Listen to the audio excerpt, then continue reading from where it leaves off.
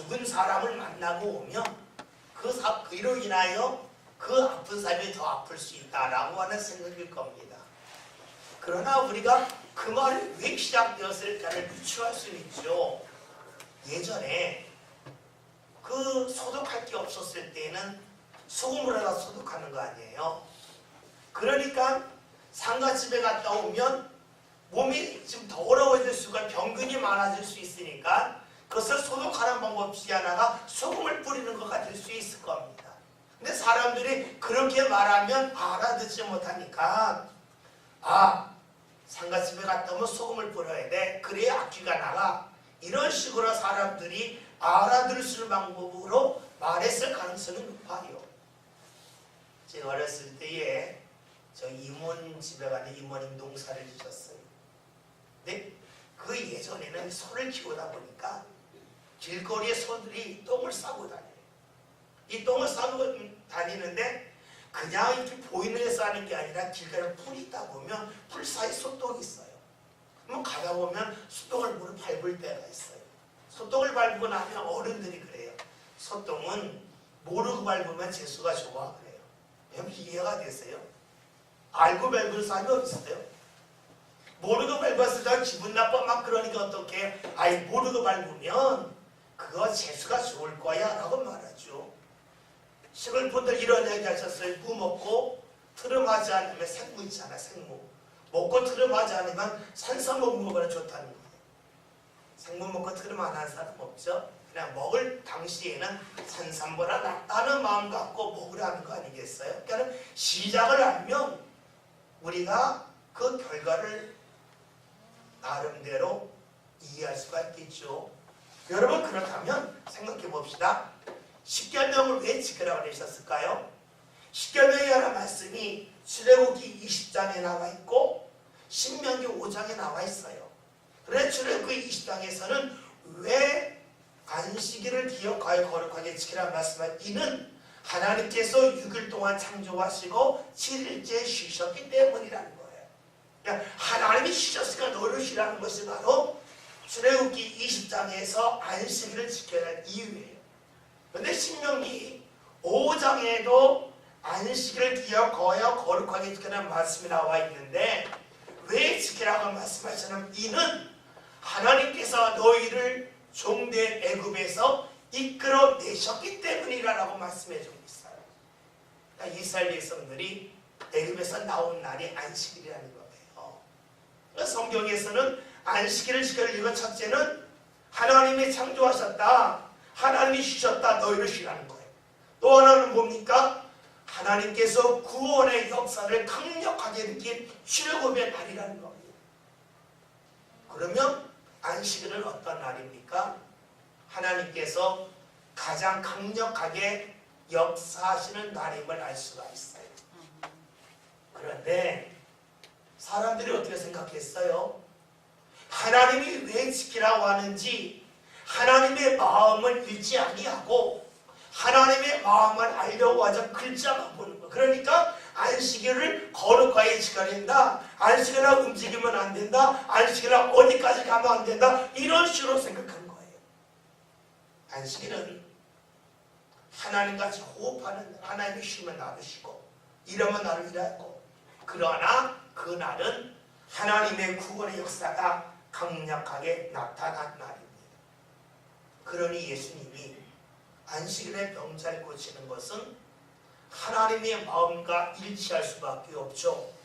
왜요? 안식일은 출애굽한 날에 구원의 역사가 강력하게 나타난 날이니까 예수님의 안식일이 되면 더 많은 병자를 고치심을 통해서 왜 안식일을 하나님께서 지키라고 하셨는지를 분명히 보여주신 거죠.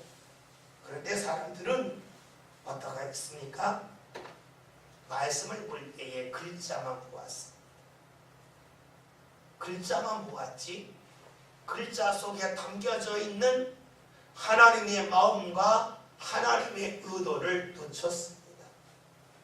오늘 우리들도 살아가면서 사람들 사이에 말이 통한다, 말이 통하지 않는다 할 때가 있죠. 말이 통한다고 하는 것은 글자를 안다는 것이 아니라 글자에 담겨져 있는 뜻을 안다는 것이죠. 말이 통하지 않는다는 것은 글자를 모른다는 게 아니라 글자는 아는데 글자 속에 담겨있는 뜻을 모른다는 것이 될 거예요. 오늘 우리가 성경 말씀을 읽지만 글자를 알지만 글자 속에 담겨져 있는 하나님의 마음을 알지 못한다면 우리는 성경을 예수 시대의 유대인들처럼 보는 것과 똑같다고 볼 수 있을 겁니다. 그래서 우리가 주의 말씀을 볼 때는 그 무엇보다도 내가 가지고 있는 생각과 경험을 가지고 해석하려고 하는 것이 아니라 하나님의 마음을 가지고 말씀을 볼 필요가 있겠죠. 하나님의 마음이 내 마음속에 자리 잡을 때에 하나님과 같은 눈으로 성경을 보지 않겠어요? 우리가 말씀 읽을 때 필요한 것이 주의 마음을 아는 거예요. 우리가 성경을 읽을 때에 성경을 막 읽는 것도 중요하겠지만 충분한 기도를 통해서 하나님의 마음을 알고 그 마음이 내 속에 들어오고 그 가운데 말씀을 읽는 것이 중요합니다.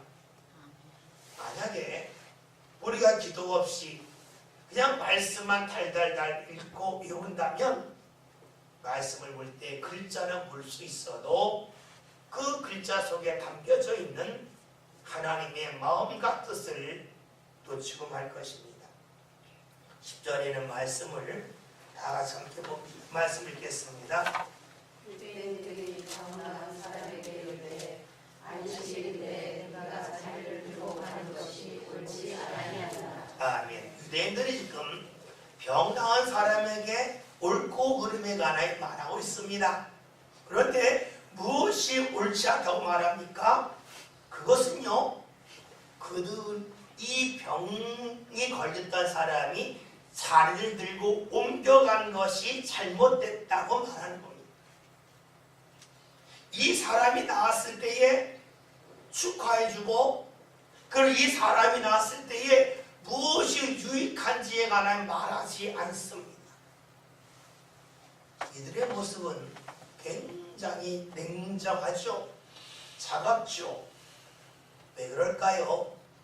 이들이 하나님의 말씀을 제대로 알지 못하는 것도 있지만 이들은 하나님의 말씀에는 글자가 하나님이 역사하여주신 그 은혜를 소홀했기 때문에 그래요.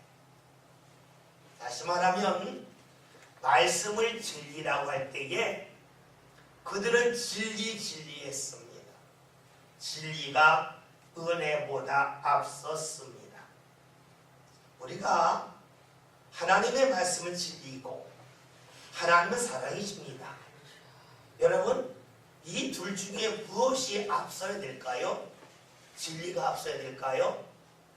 사랑이 앞서야 될까요? 진리가 앞서본다고 생각해 볼까요? 진리를 지키는 사람은 사랑한다고 생각해 볼까요? 그러면 하나님의 사랑을 누가 받습니까? 의인이 받겠죠.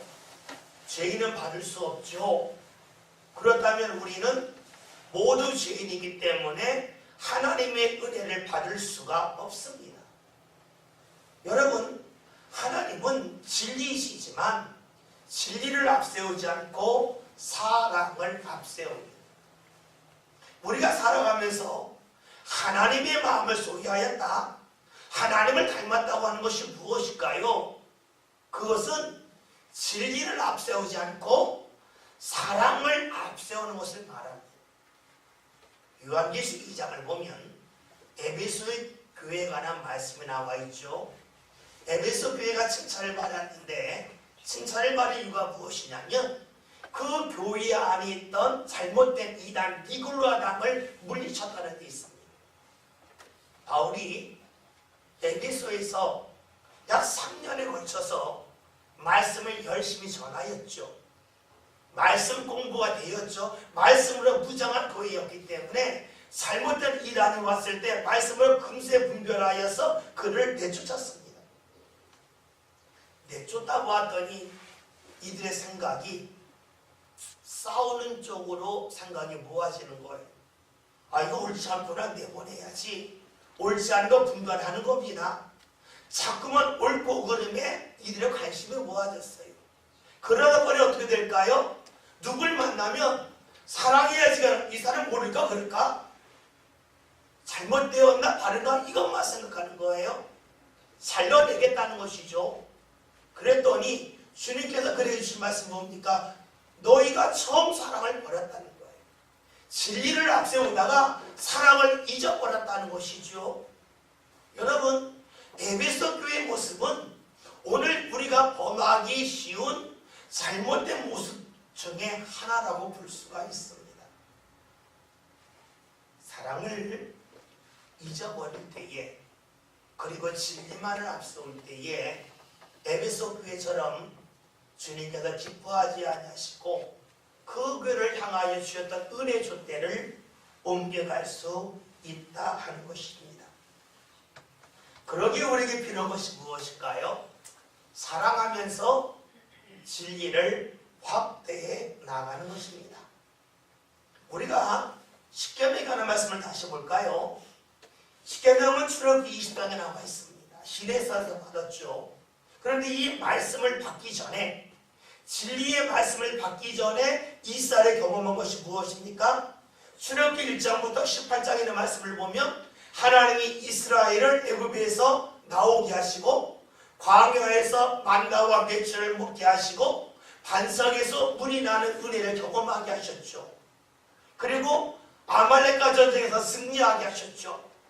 철저하게 하나님의 은혜를 받게 하셨어요.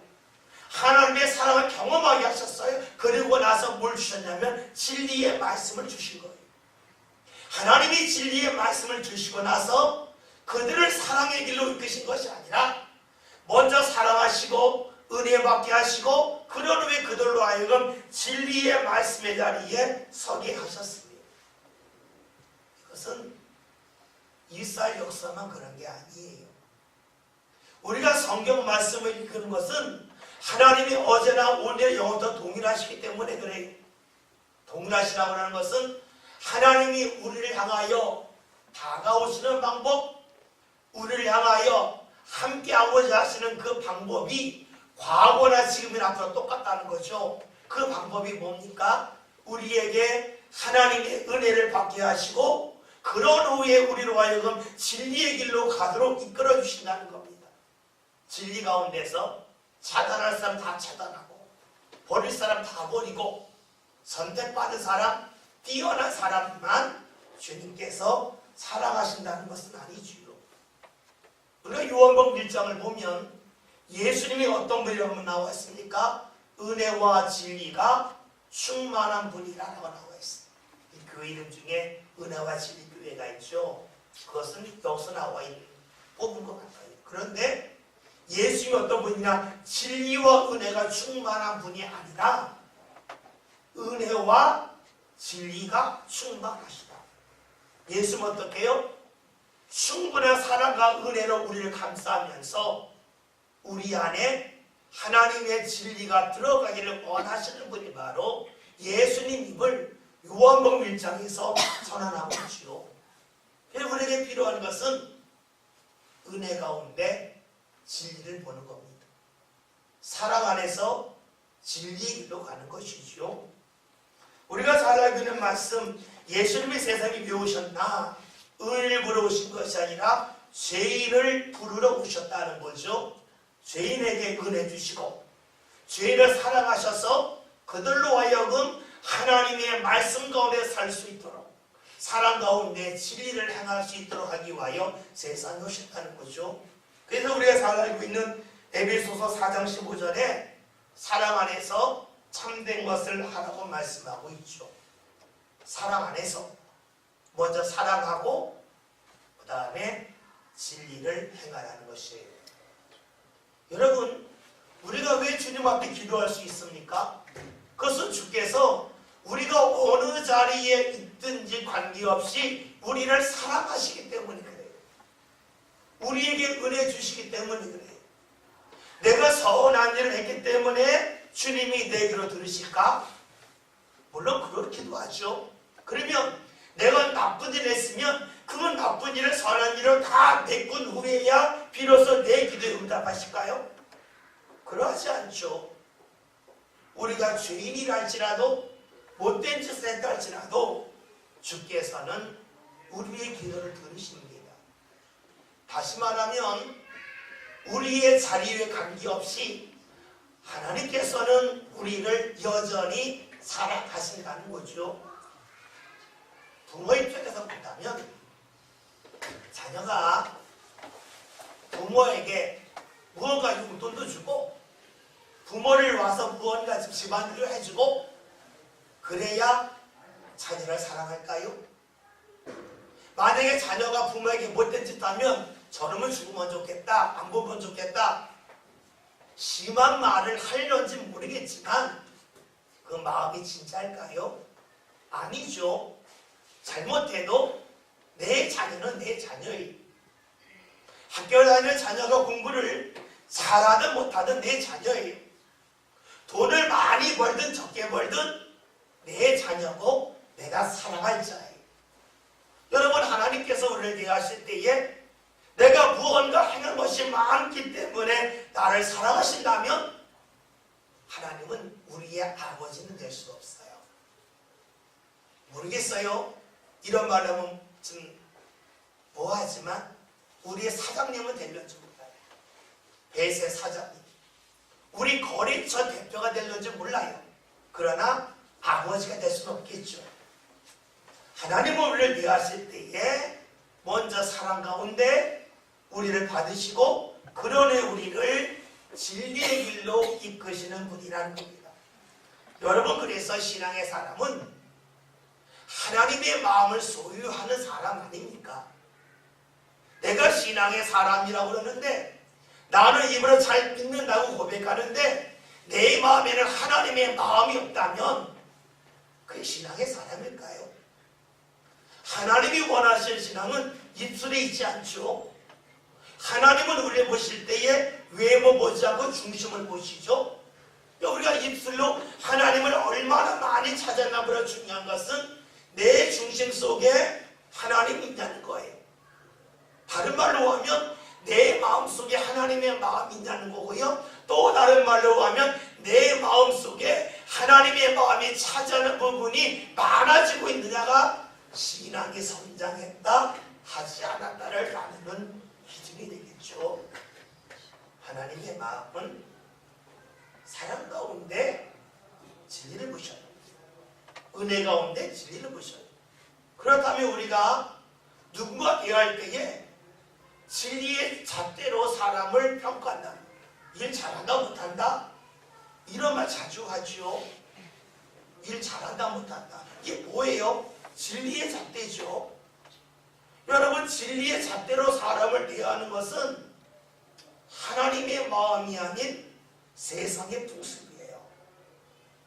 우리가 하나님을 믿는다고 하는 것은 하나님처럼 보는 거죠. 사람 가운데 진리를 보는 거죠. 잘한다 못했다가 문제가 아니라 수고했다가 문제죠. 애썼다가 문제죠. 근데 우리는 알게 모르게 하나님이 나를 대할 때에는 사랑 가운데 나를 보시고 진리 가운데 이끌기를 원하시고 있지만 나는 사람을 대할 때에 진리 안에서 사랑을 보려고 해요. 내 마음이 맞으면 내 진리에 맞으면 사랑하려고 그러죠. 여러분, 그런 이들은 하나님 일을 많이 했다고 자신이 자부하려지 모르겠지만 하나님은 그러실 거예요. 네가 언제 내 일이냐. 네가 일할 때 내 마음을 갖고 한 적이 하나도 없다면 그것은 네 일이지 내 일이 아니다. 내 일은 내 마음을 가지고 해야 내 일이지 네 마음을 가지고 해서 네 일이지 그게 어떻게 내 일이 되겠냐. 하나님 그렇게 하지 않겠어요. 그러니까 우리가 일을 많이 했다 적게 했다가 중요한 것이 아니에요. 하나님의 마음을 갖고 했냐죠. 하나님의 마음은 진리가 먼저가 아니에요. 은혜가 먼저예요. 사랑이 먼저예요. 무언가 잘 못할 수도 있어요. 수고했다는 수고했다. 애썼다는 거예요. 왜요? 그 준비하는 과정 속에서 얼마나 애썼는지 알 거 아니겠어요. 나름대로 최선을 다하는데 그 정도밖에 안 될 수는 있어요. 그러나 그 정도가 중요한 것이 아니라 거기 오기까지 얼마나 최선 다했냐, 이거 중요한 거 아니겠어요? 만약에 우리가 하나님 앞에 섰을 때 하나님께서 야, 네가 여태까지 한 게 이 정도냐, 그 정도를 가지고 양을 가지고를 대하신다면 누가 하나님 앞에 가겠어요? 하나님은 야, 여기까지 오기까지 너무 수고했다, 너무 애썼다, 사랑의 눈을 보신다는 거죠. 오늘 저와 여러분이 신앙생활 할 때에 무엇이 앞서는가에 대한 생각을 꼭 잊지 않았으면 좋겠어요. 무엇을 하든지 잘했다 못했다, 즉 진리가 기준되지 않고 사랑이 기준되어서 수고하는 것을, 애쓴 것을 보고 격려하고 박수할 수 있는 그런 신앙이 된다면 우리는 이미 하나님의 마음을 소유한 사람, 그리고 그런 사람으로 살아간다고 말할 수 있을 겁니다. 지금 유대인들이 자신들은 진리 속에 산다고 생각하죠. 사랑은 다 잊어버리고 진리 가운데 산다고 생각합니다. 그래서 하는 말이 무엇입니까? 안식일에 자리를 옮기는 것이 옳지 않다 하는 것입니다. 그러면 이 사람이 책망받지 않는 방법이 무엇일까요? 안식일에 몸이 난 다음에 자리 두고 갔으면 말하지 않았겠다는 것이죠. 자리를 들고 옮긴 것이 문제라는 겁니다. 여러분, 그 자리가 어떤 자리예요? 이 사람이 38년 동안 아팠잖아요. 38년 동안 아팠다고 그러면 그의 몸도 제대로 못 씻었어요. 그의 몸에서 냄새가 무척 많이 날 거예요. 그러면 그가 입고 있는 옷도 그렇고 그가 사용했던 자리도 엄청나게 냄새가 나고 지저분할 겁니다. 그런데 지금 유대인들은 그 냄새나는 거, 더러운 거 그냥 두고 가야 된다는 거예요. 다른 사람들이 그 더럽고 냄새나는 것, 그것 때문에 인상을 찌푸리든 또 인상을 찌푸리지 않든 관계없이 그냥 가라 하는 것입니다. 안식을 지키기 위해서라면, 하나님을 가까이 하기 위해서라면 다른 사람에게 폐를 끼치든 폐를 끼치지 않든 전혀 관심을 기울이지 말라는 것이죠. 또 다른 말로 하면 하나님 말씀을 지키려면 다른 거 필요 없다. 나만 잘 되면 된다. 다른 사람 신경 쓰지 말라 하는 것입니다. 여러분, 이것이 정말로 하나님이 기뻐하는 신앙이 될 수 있을까요? 유대인들의 신앙을 냉철하게 본다면 나만 잘 되면 된다고 하는 그 이기심이 그들 가운데 자리 잡고 있음을 알 수가 있습니다. 우리가 잘 알고 있는 말 중이란 말이 있죠. 가장 나쁜 사람이 어떤 사람이냐? 나뿐인 사람이다. 나만 아는 사람. 여러분, 간혹 가다가 엘리베이터를 타면 막 화가 날 때가 있어요. 왜요? 거기서 전화를 하는 거예요. 그 소리 우리 내가 왜 들어야 되나? 엘리베이터 타면 좀 나중에 합시다, 끊으면 되겠죠. 아니면 뭐 바꾸어야죠. 엘리베이터에서 자기 얘기를 다 하는 거예요. 그 소리 들으라는 거예요. 여러분, 그 폭력이죠. 나 혼자 있을 때는 관계가 없어요. 또 어떤 사람들 엘리베이터 타면은요, 여러 명이 있는데 자기들끼리 막 깔깔대고 웃어요. 그 소리를 왜 들어야 돼요? 여러분, 만약에 그 사람들이 이야기할 때에 제가 옆에서 막 욕을 했다고 생각해 봅시다. 화내겠죠. 듣기 싫은 소리니까. 넓은 공간이라면 피해갈 자리가 있잖아요. 엘리베이터는 벗어나고 싶어도 벗어날 수 없잖아요. 근데 거기서 전화통화하고 떠들고 그래서는 엄청나게 많습니다. 남이 그러면 싫어할걸요? 어떤 사람이에요? 나쁜 사람이죠. 근데 그 사람은 아무렇지도 않아요. 상대가 얼마나 불쾌한지를 몰라요. 우리가요, 나만 잘 되겠다는 것, 그것은요, 내가 옳기 때문에 잘 되겠다는 것이죠. 내가 옳지 않은데 잘 되겠다는 사람 없잖아요. 그러면 내가 잘 되겠다, 나만 잘 되면 된다, 내가 옳다, 이게 뭐예요? 결국 우상이죠. 여러분, 우상 믿는 사람들, 숭배하는 사람들이 자기 희생하려고 그럽니까? 희생 안 하죠. 왜 우상 믿는 사람들이 구슬하고 어디 빌고 그럽니까? 내가 원하는 거 없겠다는 것이죠. 내가 지금 올바르니까 내가 무언가 옷을 하나 덧입겠다는 거예요. 물질의 옷이 될 수도 있고 건강의 옷이 덧입겠다는 거예요. 나를 씻을 생각은 안 하죠. 그것이 뭐예요? 우상을 믿는 사람들의 특징이에요. 하나님을 믿는 사람은 어떤 사람입니까? 무엇을 덧입으려고 하지 않잖아요. 나를 씻으려고 그러고 나를 버리려고 그러잖아요. 내가 버려지고 내가 죽어짐을 통하여 주님이 들어오신 것을 사모하는 게 우리의 신앙이잖아요. 그러니까 우리의 신앙은 내가 중심이 안 돼요. 내가 자꾸 죽어지는 거죠. 근데 우상을 믿는 사람들은 내가 늘 옳아요. 내가 잘 되겠다는 거예요. 나만 잘 되면 뭐든지 관계가 없다는 것이지요. 지금 유대인들이 이 병 나은 사람에게 자리 들고 가면 안 된다는 것이 무엇을 말합니까? 너 잘 됐으면 끝이지 왜 그 자리를 들고 가냐는 겁니다. 다른 사람 불쾌하든 다른 사람 냄새 나서 피해가든 신경 쓰지 말라는 것이지요. 하나님을 믿는데 무언가 앞뒤가 잘 안 맞죠. 하나님의 마음과 이들의 삶이 다르지요. 여러분, 이 아부가 안 맞으면 어떻게 돼요? 여러분이 집에서 수도꼭지에다가 호스를 연결했는데 호스를 제대로 연결하지 않았어요. 어떻게 됩니까? 수도꼭지 물이 많이 나온다 할지 그 물이 다른 데로 다 새버리고 말죠. 제대로 안 들어가죠. 아부가 맞지 않으면 맞지 않을수록 더 많은 물이 새나갑니다. 하나님이 우리를 향하여 아무리 많은 은혜를 베푸셨다 할지라도 내가 하나님과 내 마음이 맞지 않으면 하나님의 은혜는 우리 삶 가운데 다 옆으로 새나갈 것이.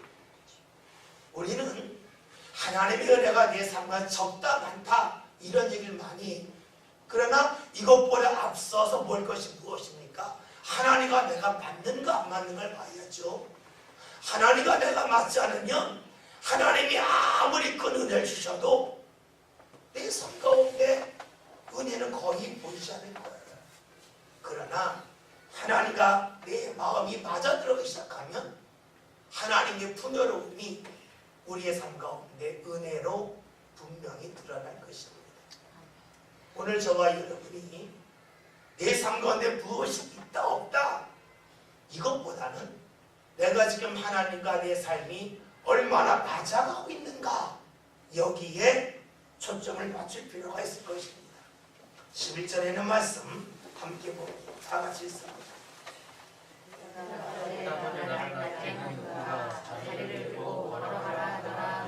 아멘. 지금 이 사람이 무슨 이야기를 하냐면 왜 자리를 들고 갔냐라고 말했더니 나는 들고 갈 생각이 별로 없었는데 나를 낫게 한 사람이 이것을 들고 가겠습니다 라고 변명하고 있습니다. 얼마 전에 예수님을 통해서 병이 났습니다. 은혜를 받았습니다. 그런데 지금 그 앞에 유대인들이 공격하는 어려움을 만나고 있습니다.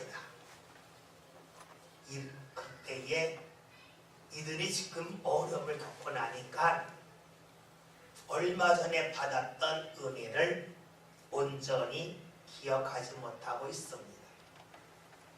마치 예수님의 제자들이 예수님과 함께하면서 수많은 하나님의 역사를 보고 은혜를 경험했지만 자신들 앞에 어려움이 나타났을 때에 과거에 받았던 은혜를 다 뒤로 하고 도망가죠. 그런데 이런 모습은 오늘 우리들에게도 역시 나타나지 않습니까?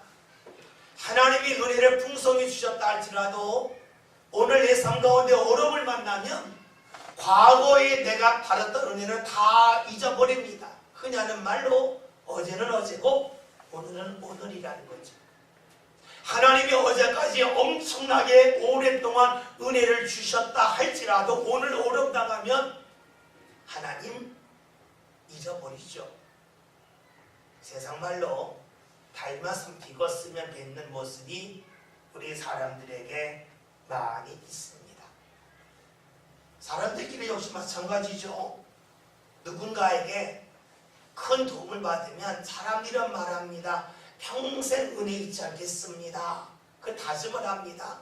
그런데 그 사람이 자신에게 모진 소리 한마디 하거나 오해하면 나한테 왜 그러냐고 그러면서 과거에 받은 은혜 싹 잊어버리고 등을 돌리고 원수가 되죠. 받았던 은혜는 다 잊어버리고 자그마한 소홀함 때문에 누군가의 원수되고 누군가를 향하여 등을 돌리는 모습이 우리에게 있습니다. 하나님 앞에도 역시 그러하죠. 그래서 책임을 자꾸만 더 넘기려고 그럽니다. 어려움을 만나면 네 어려움을 누군가한테 넘겨서 나는 그 어려움에서 벗어나고자 하지요. 그런데 우리가 좀 반대로 생각해 봅시다. 만약에 예수님이 이 사람을 고치기 전에 야, 내가 너를 고쳐주면 네가 앞으로 어려움 당할 텐데 그 어려움이 있다 할지라도 나를 향하여 등을 돌리지 않겠냐라고 물었다면 뭐라 그랬을까요? 이해했겠죠. 제가 어떤 어려움을 겪는다 할지라도 주님이 저희 아픔을 고쳐주신다면 다 감내하겠습니다 라고 말하겠죠. 그러나 은혜를 받고 났더니 그의 모습은 달라져요. 이것은 오늘 우리들도 역시 그럴 거예요. 우리가 어려움을 겪게 되면 하나님이 은혜 주시면 이 어려움에서 벗어나면 뭐든지 하겠습니다 라고 말하겠지만 어려움 당하면 달라져요. 주님께서 미리 그것을 묻고 말씀하신다면 예, 감내하겠습니다. 고쳐만 주세요라고 말하겠죠. 오늘 우리의 신앙이 주를 믿고 따를 때에 은혜가 임한 후에 계속해서 주를 믿고 따르는 것이 쉽지 않음을 알 수가 있어요. 은혜 받기 전에는 믿음 가운데 살 수 있어요. 왜요? 은혜라고 하는 목표가 보이잖아요. 그러나 어느 정도 은혜 받고 나면 세상 말로 하면 한숨 돌리고 나면 주를 가까이 하는 것이 그리 쉬운 일만은 아닙니다. 여러분, 왜 이 사람이 지금 예수님에게 모른 책임을 떠넘길까요? 왜 어려움 앞에서 당당하지 못하고 예수님이 옳지 않은 분으로 몰고 가고 있는 유대인들의 그 일에 참여하고 있을까요? 그런 볼 수 있을 겁니다. 그가 은혜를 너무 쉽게 받았다는 거예요. 예수님이 지금 이 사람을 고치실 때에 이 사람이 크게 한 일이 없어요. 예수님이 병이 오래 들어가시고 네가 낫고자 하느냐 물으셨더니 저를 빌어줄 사람이 없습니다 라고 말했죠. 예수님이 네 자리를 들고 가라고 걸어갔어요. 아주 짧은 시간 동안에 모든 것이 다 해결되겠습니다. 그가 예수님에게 기도한 것도 아니었고 믿음 가운데 어디 간 것도 아니었어요. 아주 너무나 빠른 순간, 빠른 시간 안에 그의 몸이 나았어요. 은혜를 입었어요. 다른 말로 하면 큰 믿음 없이 그에게 은혜가 임했어요. 큰 믿음 없이 그의 삶의 자리가 달라졌어요. 그 결과가 무엇입니까? 작은 어려움에도 쉽게 무너진다 하는 것입니다. 이 사람은 특별한 믿음 없이, 또 다른 말로 하면 믿음의 훈련을 받지 못한 가운데 은혜를 받았습니다. 믿음의 훈련 없이 은혜 받은 사람, 믿음의 훈련을 받지 않고 자리가 달라진 사람, 그런 사람은 쉽게 주님 앞에서 등을 돌릴 수가 있습니다. 이것은 예수님 시대에 나타난 일만은 아니지요. 우리가 교회에서 신앙생활할 때는 역시 그러합니다. 우리가 믿음 없이 교회 나올 수 있죠. 믿음 없이 예배할 수 있습니다. 믿음 없이 하나님 일할 수 있습니다. 그러다 보면 자리 직분이 달라질 수도 있어요. 믿음의 훈련 없이 자리가 달라졌습니다. 그 자리를 감당할 수 있을까요? 마치 이 사람이 믿음의 훈련 없이 자리가 달라졌지만 금세 그 은혜 자리를 박차버렸던 것처럼 오늘 우리들도 그러할 수 있다는 것이지요. 우리에게 필요한 것은 주님의 은혜가 내 믿음의 분량에 맞게끔 임하는 거예요. 내 믿음의 분량에 맞지 않게 과도한 은혜가 임하면 그것을 제대로 감당할 수가 없습니다. 왜냐하면 감당하지 못할 은혜는 내가 쉽게 놓칠 수밖에 없기 때문이죠.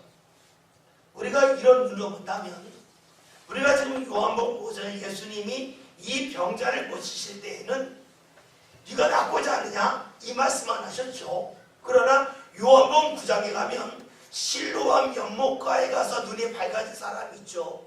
예수님 어떻게 하셨습니까? 침으로 흙을 이겨서 그의 눈에 바르시고 실로암에 가서 네 눈을 씻으라 그러죠. 무엇을 하십니까? 믿음으로 움직이게끔 하시죠. 앞을 보지 못하는 사람에게 어디 가라고 하는 것은 위험한 일이잖아요.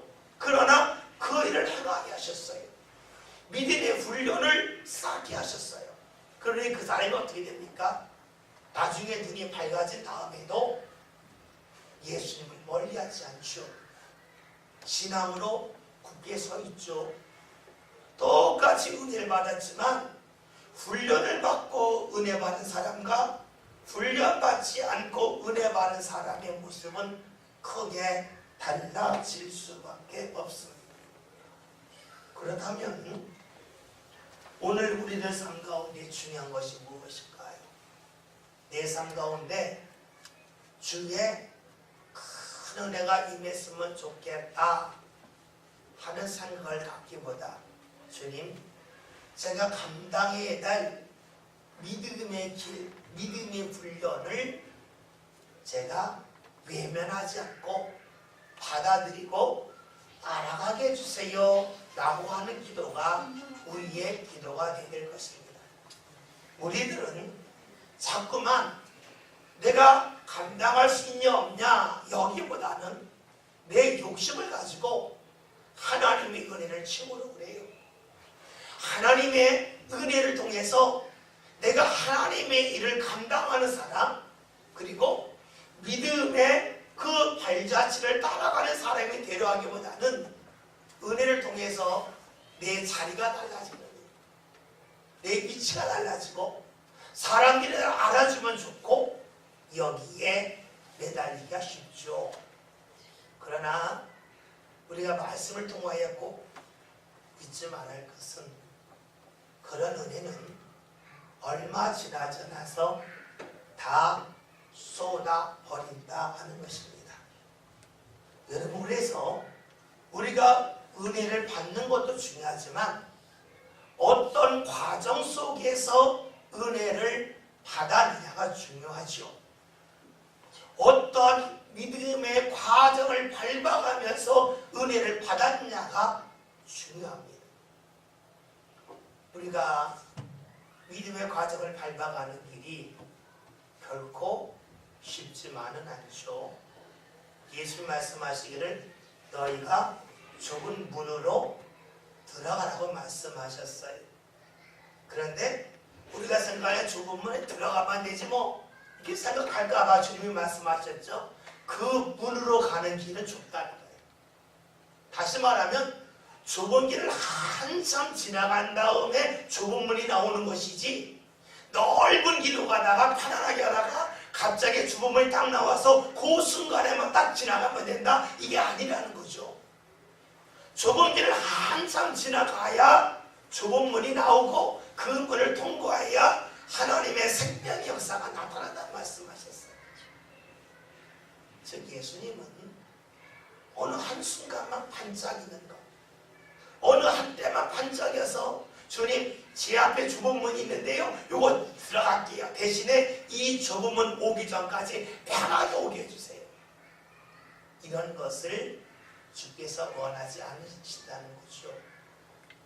내가 일주를 살면서 일주일 동안 내 맘대로 막 살고, 주님 주일이네요, 제가 좁은 문 들어갈게요, 나는 마음을 가질런지 모르겠지만 주님께서는 넓은 길로 온 너에게는 좁은 문이 없다 말씀하시겠죠.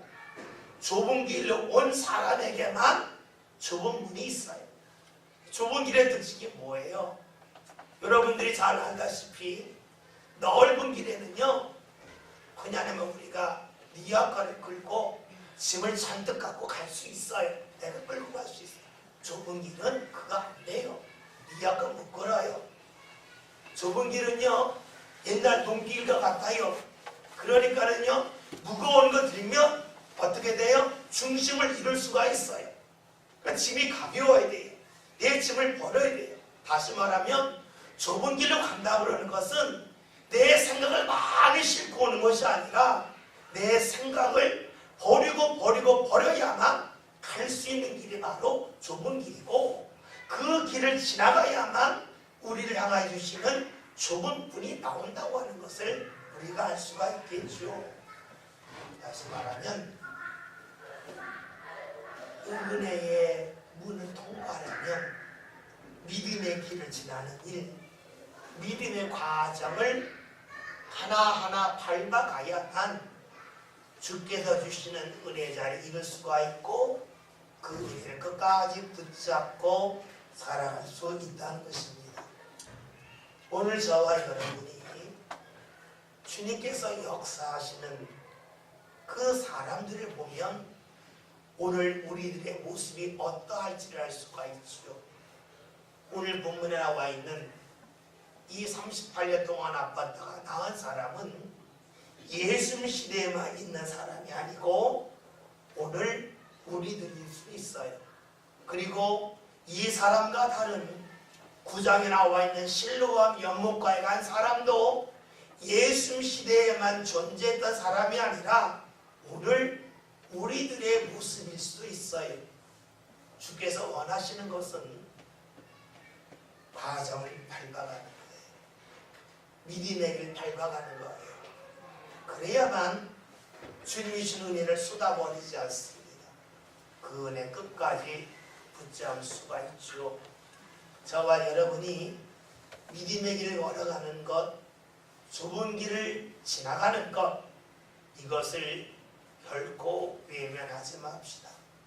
신앙생활하면서 내가 하나님의 말씀을 들었는데 그 말씀대로 살려면 내 것을 버려야 된다 하면 그것이 무엇일까요? 바로 좁은 길로 가는 거죠. 그러나 말씀 들었는데 말씀은 말씀이고 내 생각은 내 생각입니다. 내 거 다 끌고 가겠습니다. 그러면 이미 그는 좁은 길이 아닌 넓은 길로 가는 사람입니다. 그 길로 가면 10년을 믿든 20년을 믿든 평생을 믿든 넓은 길로 갔기에 그의 일생에 좁은 문을 만나기는 어려울 것입니다. 그러나 비록 오래 믿지 않았다 할지라도 말씀 앞에서 내 생각과 내 마음을 하나하나 걸어나갈 수 있다면 우리는 자연스럽게 좁은 길로 가는 사람이고, 머지않아서 주께서 우리에게 주신 좁은 문을 통과함을 통해서 하나님 허락하시는 은혜가 우리 삶 속에 임할 것입니다. 여러분, 믿음의 길 꼭 걸어갑시다.